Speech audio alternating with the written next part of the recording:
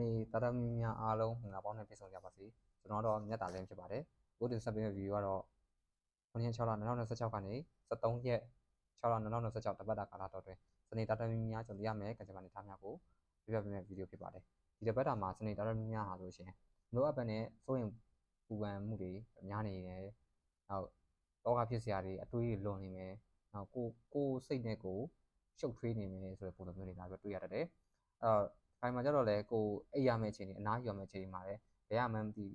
ရောက်တော့မရောက်လာသေးဘူးမဖြစ်လာတဲ့အရာတွေကိုတွေးပြီးတော့ကြောက်နေမိတယ်ဆိုတဲ့ပုံစံမျိုးလည်းရှိတတ်တယ်ကိုဒီတပတ်တာမှာတော့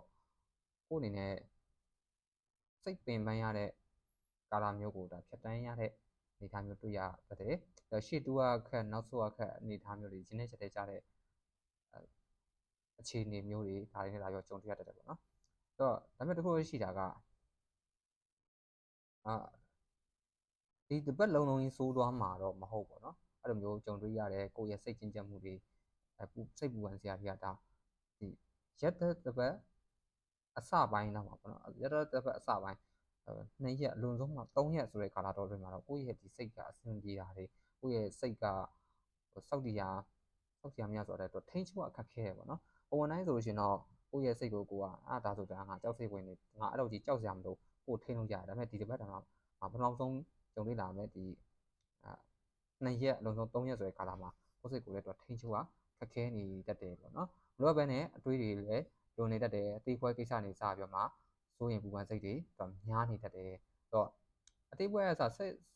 ပူပန်တော့ကဖြစ်စိုးရင်မှုတွေများနေခါကျကို့မှာအလုပ်တွေကမပြီးဘူးတခုဆိုရှင်လည်းကိုကအားနာစိတ်တွေအရန်ဝင်တတ်တယ်တခြားလူတွေကိုအမှန်တကယ်ကသူများပါတော့ဖြစ်တဲ့ကိစ္စတွေမှာဆိုလို့ရှိရင်လည်းကိုအပြစ်မလုံးချုံတို့မျိုးအဲ့လိုစိတ်ကံစားချက်တွေဖြစ်နေတတ်တယ်အထူးသဖြင့်ညာနဲ့ပိုင်းရောက်လာပြီးတော့မှလူတန်တွေအဲ့အတန်တွေတိတ်ဆိတ်သွားတဲ့အချိန်မှာဆိုလို့ရှိရင်ဒီစိုးရိမ်စိတ်ကြီးကပိုများလာတတ်ပြီးတော့စိတ်တွေမငြိမ်မသက်တွေဖြစ်လာတတ်တယ်ပေါ့နော်ဒါလေးတစ်ခုကတော့ကိုယ့်ရဲ့ဒီစိုးရိမ်မလို့အပ်ပဲနဲ့တွေးပူပြီးတော့စိုးရိမ်နေတဲ့စိတ်ကိုကိုယ့်အနေနဲ့ထိန်းချုပ်ထားဖို့လိုအပ်တယ်တခါဒီမှာကျတော့ကိုယ့်ကိုအကောင်းနဲ့ပြောတာကိုကလည်းအကောင်းခြေနေမျိုးကိုကောင်းတဲ့ခြေနေမျိုးကြုံတွေ့ရတော့မှာဒါပေမဲ့လည်းဗာပြောကိုယ့်ရဲ့စိတ်ကနေပြီးတော့မှအကောင်းမမြင်ပေးနိုင်ဒါကတော့အဆိုးဖြစ်တော့မှာပဲလို့ဆိုရှင်တခြားလူကကိုယ့်ကိုအကောင်းတဘောနဲ့ပြောတယ်ဒါပေမဲ့ကိုကအဆိုးတဘောတရားပဲကောက်ချက်ချပြောမှပဲတုတ်ပြန်လိုက်တယ်အဲ့တော့ဒါပေါင်းနှစ်ဆက်နေမှာအဆင်မပြေလေလာပြောဖြစ်တတ်တယ်ပေါ့နော်အဲ့တော့ဒီမှာဒါကိုယ့်ရဲ့ခုနကပြောတဲ့စိုးရိမ်စိတ်ကြောင်ကြစိတ်ပူပန်တော့ကဖြစ်တဲ့စိတ်ကြောက်စိတ်ဒါတွေကဆိုလို့ရှိရင်အခြေရေးအိမ်အောင်ရေးဒါလူချင်းပေါင်းနှစ်ဆက်အများမှာအင်မတန်မှဒုက္ခပေးနေတာကိုလည်းပဲမမေ့ရပါဘူးအဲ့တော့ကိုယ့်ရဲ့လူမျိုးစိုးရိမ်ပူပန်တော့ကဖြစ်နေတဲ့အခြေအနေကနေပြီးမှဘယ်လိုမျိုးရှောင်လွဲလို့ရမလဲရှောင်လွဲလို့မရတော့ဘူးလားရှောင်လွဲလို့ရတယ်အဲ့ဒါမှကိုစိုးရိမ်နေတဲ့များအရာတွေထဲမှာဆိုလို့ရှိရင်တရားမှာ40လောက်ကတော့ဖြစ်မလာတဲ့အရာတွေဖြစ်တယ်။ကျန်တဲ့60ကတော့ကိုမှထည့်တွက်ပြောစဉ်းစားမဲ့ဟာတွေရှိတယ်။အမှန်တကယ်တွေးပူရမယ့်အရာဆိုလို့အလုံးစုံမှာ20အစိတ်လောက်ပဲရှိရပါတော့။တရားပုံဆိုရင်အဲ့တော့ဒီຢာတွေကိုကိုရဲ့စိတ်ကိုတန်းနိုင်လောက်ကောင်းကြီးစီမံခန့်ခွဲဖို့လိုအပ်ပါလိမ့်မယ်။အဲ့တော့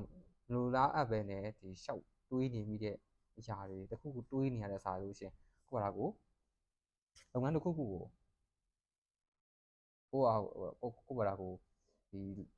လုပ်ငန်းလုပ်တည်ပဲဖြစ်စေပညာရေးပိုင်းဆိုင်ရာမှာစာကြည့်တည်ပဲဖြစ်နေစေ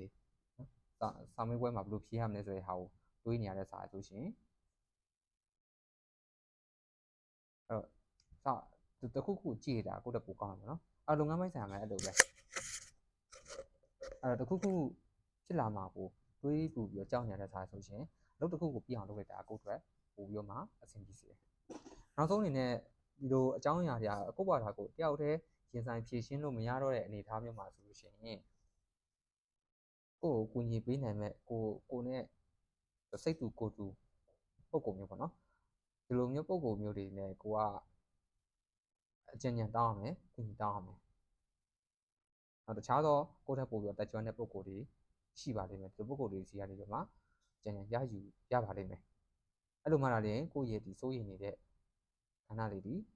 တော်တော်လေးကိုဝင်ပေါ်သွားမှာဖြစ်တယ်အဲ့တော့နင်းထိုင်နဲ့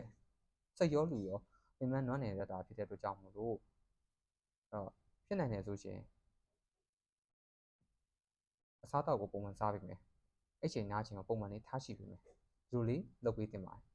အခုချိန်ကာလတော်တွေမှာကိုယ့်အတွက်အဆိုးရွားဆုံးရန်သူဆိုဒီမှာကန်ဆိုးခြင်းမဟုတ်ပါဘူးကန်ဆိုးခြင်းမဟုတ်ပဲねကိုယ့်ရဲ့အတွေးထဲမှာတော့အဆိုးမြင်အတွေးပေါ့နော်အဲ့တော့ဒါကြောင့်မလို့ကိုဘာပဲကြုံမျက်စိမိတ်ပြီးတော့ကြောက်လန့်မနေပဲနဲ့အမှန်တရားကိုရဲဝံ့ရင်ဆိုင်ကြည့်ရပါတကယ်တမ်းကျတော့ကိုကကြုံတွေ့တာတဲ့အခက်အခဲတစ်ခုပြဿနာတစ်ခုကျင်းတဲ့ချက်တဲ့ကြမှုတစ်ခုခုကိုကြုံတွေ့ခဲ့ရဆိုရင်ကိုယ့်ကိုရဲရင်ရင်ဆိုင်လိုက်ဟုတ်ပြီဒီအကြောင်းတရားတော့ငါကိုယ်တိုင်လက်ခံရမယ်ပြဿနာပဲငါကိုယ်တိုင်ဖြေရှင်းမှပြီးမဲ့ပြဿနာပဲဆိုပြီးမှရဲရဲဝံ့နဲ့ဒီပြဿနာကိုလက်ခံမယ်တဲတို့ရင်ဆိုင်ရမယ်ပြီးရင်ဖြေရှင်းနိုင်မယ်ဆိုရှင်တော့နောက်ဆုံးမှာကြော်လွှားသွားနိုင်မယ်အောင်မြင်စွာကြော်လွှားသွားနိုင်မယ်ဆိုတဲ့အနေအထားမျိုးပေါ့နော်ဒါမျိုးလာပြောဖြစ်တယ်အဓိကကိုယ်ဒုက္ခပေးနေရတော့ကိုယ့်ရဲ့ဒီအဆုံးမြင်အတွေးလေးပါပဲဒါလေးတော့မသားစေချင်ပါတယ်အဲ့တော့ဒီမှာဆိုလို့ရှိရင်တော့ဘယ်လိုခက်ခဲပဲကြုံတွေ့ရတွေဖြစ်နေပါစေကြံ့ကြံ့ခံရှင်ဆိုင်မယ်ဆိုလို့ရှိရင်တော့ဘယ်ရမဆိုအောင်မြင်စွာကြော်လွှားသွားနိုင်မှာဖြစ်ပါတယ်ချီးရေးအနေနဲ့ကြည့်မယ်ဆိုရှင်ဘေးစကားတွေးထိုးမှုတွေကြောင့်မျိုးမိချစ်တို့ကထင်မြင်လွဲမှားမိမယ်အဲ့တော့ထင်မြင်လွဲမှားမိတဲ့နောက်ဆက်တွဲအနေနဲ့ဆိုရှင်တော့ပြဿနာတွေတန်းစီပြီးမှကျွန်တော်တွေ့လာတတ်ပါတယ်အိမ်တော်ရေးအနေနဲ့ဆိုရှင်တော့ဒီကနေပြီးတော့ဒီအိမ်တော်ရေးပိုင်းဆိုင်ရာမှာမတမညာဖြစ်အောင်တွေးထိုးလှုပ်ဆော်ပေးမဲ့သူတွေရှိနေတတ်တယ်ဒီမျိုးတွေးထိုးတဲ့သူတွေရှိတဲ့အတွက်ကြောင့်မလို့ပြဿနာတွေကကြီးမားရှင်ဆိုင်ရတတ်ပါတယ်အဲ့တော့ကိုယ့်အနေနဲ့အိမ်တော်ရေးနေမှာတတိထားမှာကတယောက်ပေါ်တယောက်တန်တရားတွေဝင်လာပြီဆိုရင်တဲ့တူမေးပြီးတော့အဲ့ကိစ္စကိုဖြေရှင်းမှာအဲ့တော့မဟုတ်ဘူးစိတ်ထဲမှာတန်တရားတွေကဝင်လာတယ်တိတ်ပြောစကားပြောဆိုမှုမရှိတော့မခေါ်မပြောများလာပြီဆိုရင်ဒီအိမ်အောင်ရေးမှာပြဿနာများနိုင်တယ်ပေါ့နော်တိုင်းတော့ကိုယ့်အနေနဲ့ဘယ်ကိစ္စကိုပဲကြုံဒီပဲဖြစ်နေစေကောင်းဒီဆိုဒီပဲကြုံဒီဖြစ်နေစေစိတ်လိုက်မှန်ပါမလုပ်ပါနဲ့စိတ်လိုက်မှန်ပါအဆောင်ရတဲ့ပါအရာကိုအခုကိုရွေးချယ်တော့မယ်ဆိုလို့ရှိရင်တော့မှပဲကောင်းရေးထားပြီးတော့ရွေးချယ်မှုလုပ်ပါဒါဆိုလို့ရှိရင်တော့မလိုလားအပ်ပဲနဲ့ကြုံတွေ့လာမယ်အမှားတွေပေါ့နော်မလိုလားအပ်တဲ့အမှားတွေကနေကင်းဝေးသွားမှာဖြစ်ပါတယ်ကျမရဲ့အနေနဲ့ကကြတော့ကိုယ့်ရဲ့အာယုံကြောပိုင်းဆိုင်ရာတွေရှိမယ်နားဦးနားကိုက်မှုတွေဖြစ်မယ်ဒီနှလုံးဆက်တာကိုကအရင်တော့ဆိုရှင်တော့ဒီဖုန်းကနေတစ်ဆင့်ထားပါတော့နော်စက်ကားကြည့်တယ်နော်တနေ့နှစ်ကားလောက်ကြည့်နေတယ်ဒီကာလတော်ထဲမှာဒီအမြင်ပိုင်းအာယုံကိုတတိထားပါလိမ့်မယ်ကိုကစကားတကားကြည့်တယ်စကားမပြီးသေးဘူးမျိုးလုံးတွေဆက်လာတယ်အဲ့လိုမျိုးကြာဖြစ်တတ်ပါတယ်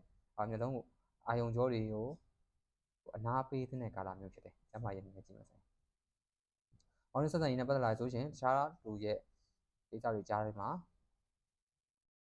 ဝင်မပါပေးသင့်ပါဘူးကိုဝင်ပါလိုက်တော့မှပြဿနာဘူးကြီးမားသွားတာတွေ